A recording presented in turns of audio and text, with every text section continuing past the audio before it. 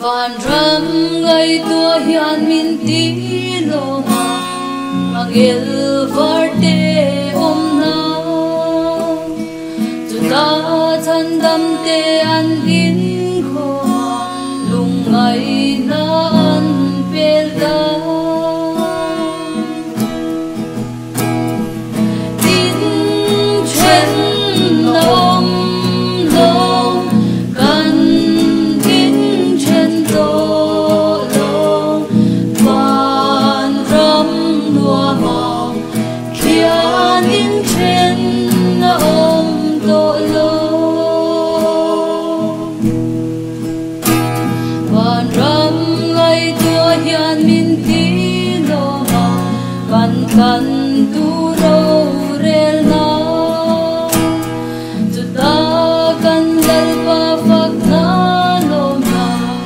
adai to ngai lo va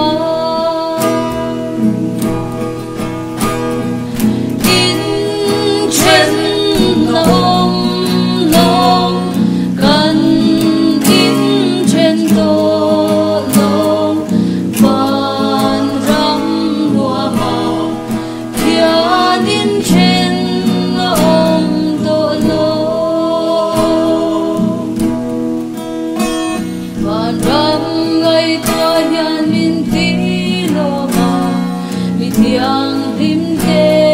ko pui wan ro pui le crown lu chu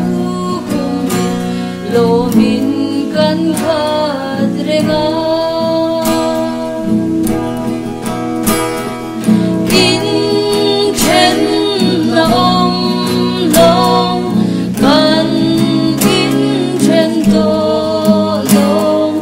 van ram lua ma khian in chen na om to lo